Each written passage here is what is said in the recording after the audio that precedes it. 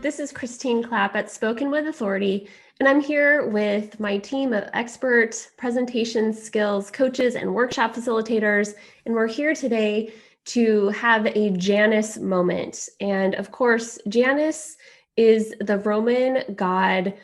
The name Janus goes to January, and Janus is the god of, it's depicted as facing forward and backward, and it's the god of transition. And today we're going to have that Janus moment where we're looking back at 2020 and what we learned from the COVID experience as public speakers and communicators. And we're also going to look forward into 2021 and start to think about what things are going to look like and what we anticipate will look like for speakers in the coming year.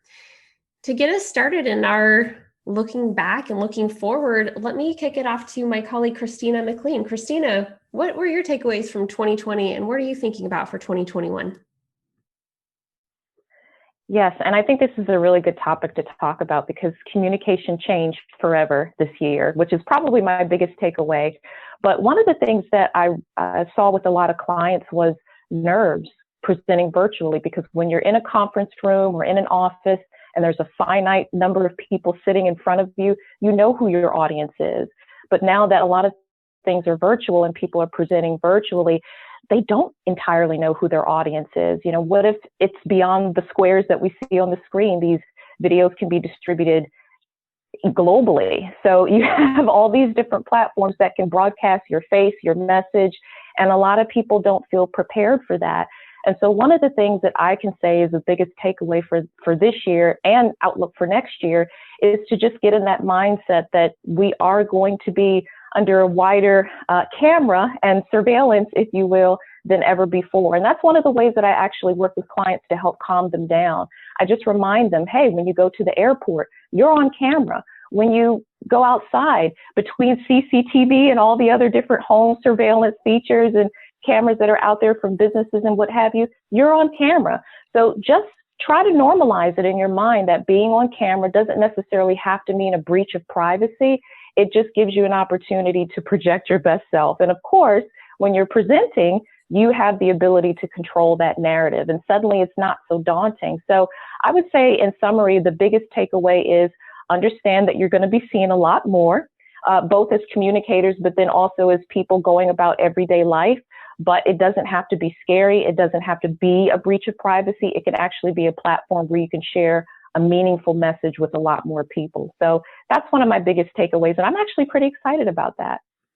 Thanks, Christina. And it is scary and overwhelming to think about being on that big stage all the time when you're in a virtual presentation. But on the flip side of it is it allows so many speakers to have access to much broader audiences, which is a huge boon to inclusion. So there is a downside to it, which is it's a little scary and maybe there's some privacy concerns, but on the flip side, it's really sharing the microphone of people who otherwise wouldn't be able to get to it and listeners who wouldn't be able to get to it. So it's a little scary and really exciting at the same time. So thank you, Christina.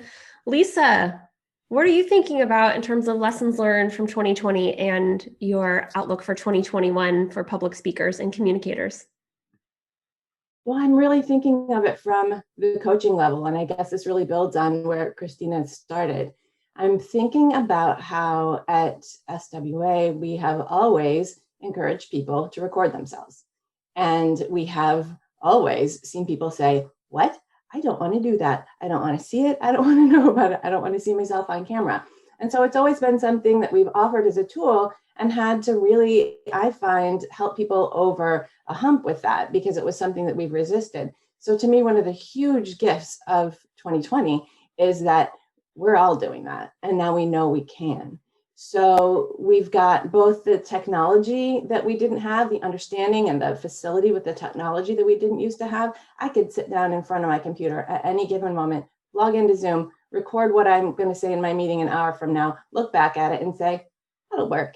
And I've seen myself on camera enough not to be overwhelmed or freaked out by that. That's just a step in the process. So I'm really thankful. I think you used the word normalizing, Christine. I'm kind of thankful for how we've normalized getting in front of a camera, using that to improve ourselves and just having it as a tool always in our back pocket. And I guess the thing that goes along with that for me is that it's not less than anymore. I think that sort of, well, I'd really rather come and see you, which I would. I'd still rather be in person with people, but I don't feel like I've had a less than experience if I need to meet virtually, because we've really learned to up our game in that way. So that's my look at kind of the bright side and the takeaways and the new tools that we have and the ways that we're better and stronger because of having been forced into something we wouldn't have chosen necessarily. I absolutely agree. I felt like we did spend so much time helping people desensitize from recording and reviewing, and it is so much more normalized now. People are used to seeing themselves on camera. David, tell us about your thoughts. I agree with everything everyone has said about being on camera. And I take it a step further to say that people now expect to be able to get you on camera the same way they expect to be able to get you on the phone. I realized my age when I was talking to someone and explaining to them, there was a time when you didn't know who was on the phone until you actually answered the phone, and they just couldn't fathom that. And then when I kept talking to them, what I also had to explain was there's a time when you didn't just expect to get people on the phone. Worst thing that could happen was the teacher decided they were going to call your mom or your dad at work, and it would take like half an hour for them to get to a phone where they could talk to the teacher, then maybe another half hour to talk to you. And that hour was like the longest hour of your life. But now with smartphones, you expect that when you call someone, they're going to pick up. And we've used Zoom meetings so much during 2020 that people expect that when they need to reach you on Zoom, that you're going to pick up. And that has some realities that we have to deal with as speakers, as presenters. It means that you've got to have your setup and your equipment ready to go on a moment's notice. And you have to be able to roll with surprises as they present themselves, because those surprises normally represent opportunities. For me this year, I've been able to comment on MSNBC on most of the police shootings that have been your higher profile shootings.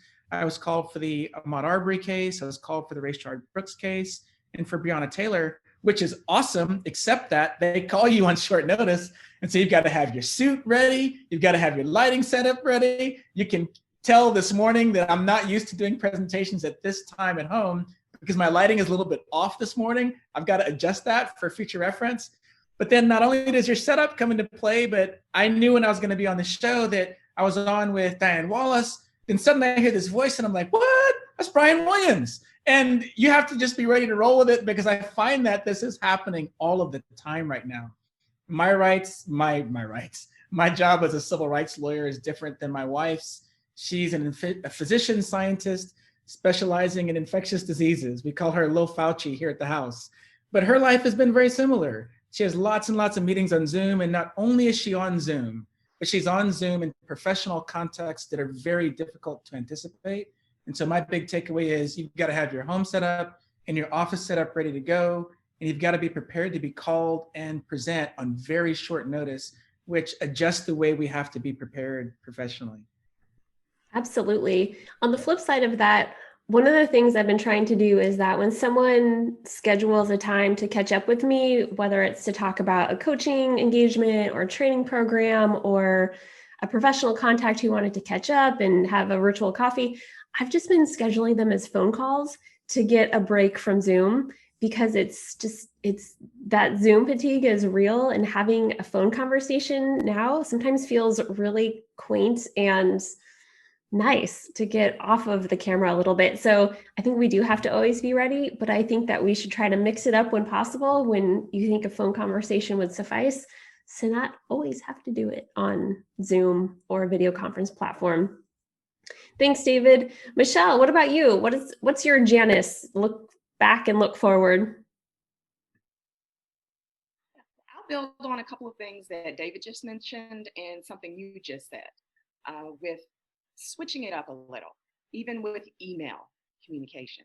Sometimes you just want to hear that voice and you want to have that fluid conversation, because sometimes those email exchanges can linger throughout hours in the day between waiting for a response and crafting another response. But just saying, hey, can we pick up the phone and can we chat it out instead, kind of has made a big difference. And then it gets off your mental to-do list. So that's very important. The biggest lesson I learned in 2020 is that the unthinkable can happen. When this whole thing came about, when COVID was kind of the mention, the hum of the conversation. I remember crossing the parking lot with an IT professional. We were just chatting it up. And we're like, yeah, they just need to shut everything down for about 2 weeks. They need to scrub down Metro. They just need to sanitize everything. And yeah, just for a couple of weeks. Well, this has been the longest 2 weeks of everyone's life. So just keeping in mind that the unthinkable can happen, which leads me to say that I've had to develop definitely that urgency and that necessity to maintaining groundedness intrinsically and extrinsically for many reasons. Again, as David said, that somebody can summon you to have to perform in a moment's notice, which brings me to my point of what I think will happen in 2021. I think we will all continue down whatever path pivoting has taken us, and we will continue to refine adaptability and resilience. If you're going to maintain your sanity, that's all you can do. Absolutely. Thank you, Michelle. I'm glad that you put it into a more global perspective of the unthinkable and having to deal with that, both at home, at work. And it's been a tough year. And I feel like it makes it really hard to be present as a communicator when you're dealing with all of the other stuff that's going on. So it is definitely a challenge. I don't have an easy answer, but I think it certainly, as we go into 2021, will be a continued top concern is how do we manage that? The stress, the turmoil, all of it, so that we can be present both at home and at work. So I'm glad you brought it up. Thank you. Jean, tell us about your lessons learned of 2020 and what you think is coming up in 2021.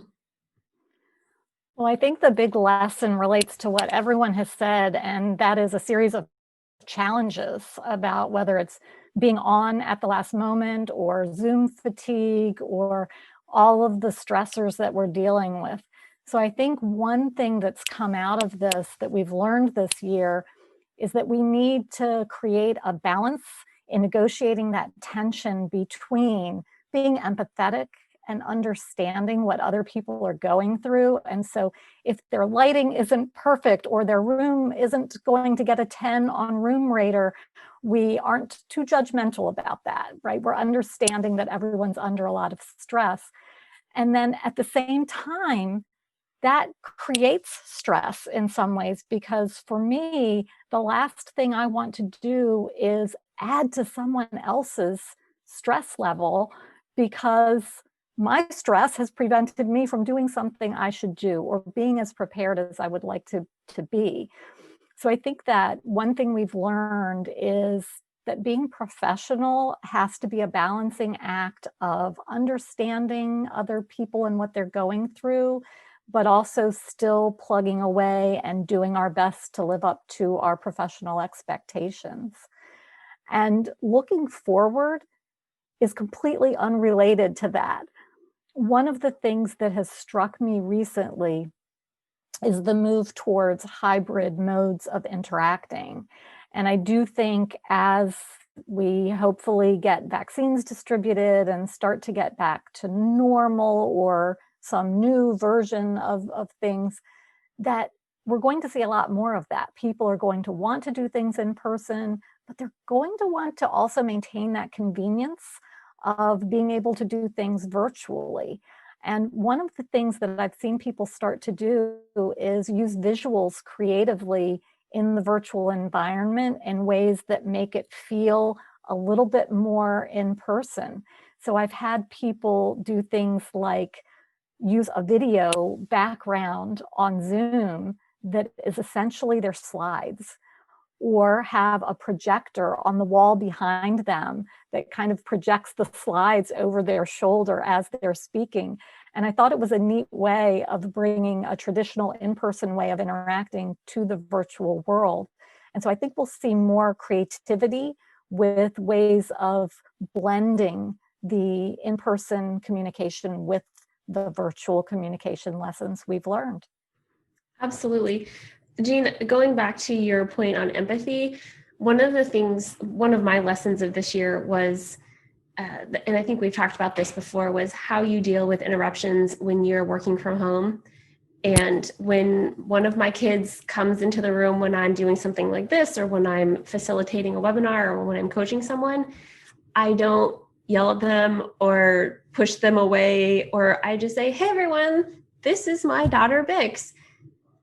Bix had a question for me. Bix, what was it? Oh, yeah. And then I try to help her and like, hey, wave to everyone, Bix. And everyone totally gets it. And I think that the way that you treat your pet or your housemate or your kid or the repair person for the refrigerator, it impacts how people view you as a person and your empathy as a professional. So I do think that those interruptions, you have to be authentic and human about it. And we've seen them happen on live TV, and some people handled it really well, and others were really cute, and it brought levity to these really serious news report situations. So I have to say that that part of empathy, I think, is really important to think about, is just being authentic, and when you have those interruptions, to not be a jerk to the person in your household who you theoretically love, and showing people on camera that you're a jerk. So just be real, be kind when you're on camera. And so I would say that my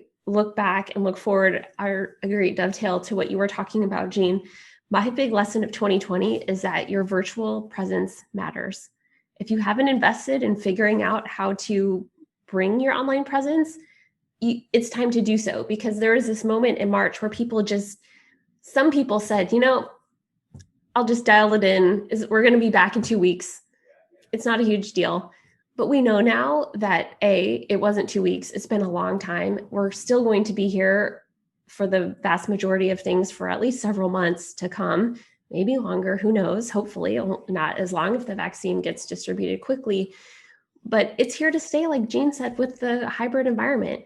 So we know now that virtual matters. We can't just dial it in. We have to figure out how to get a comfortable chair, how to get, the best lighting that we can muster on each individual basis. And I get the struggle of being in different places in your dwelling because someone is doing this in this place, and it's hard, and we have to be kind to people, but we have to figure out how to do the best we can with our online presence and get used to looking in the camera rather than looking at the people on the screen. So online presence matters. We have to make an effort on all of those pieces of it. And the reason is because it's not going away. It's not going away anytime soon because of the pandemic. Maybe mid-2021, we'll start doing more in-person events. But Jean, you're 100% right with hybrid events. People now know that virtual conferences and virtual events, they're cheaper. You don't have to fly to them. They're more convenient. I don't know how many parents I know who would lug their newborns and caregivers to conferences so that they could continue bonding and breastfeeding and whatnot.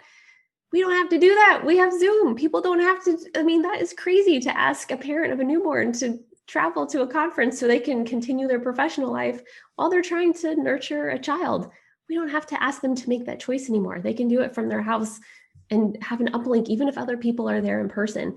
So it's cheaper, it takes less time, and it's more inclusive to people for tons of different reasons. Maybe because they have a disability, or because they have a newborn, or because they have responsibilities at home, or because they don't have the money to travel, whatever the reason is.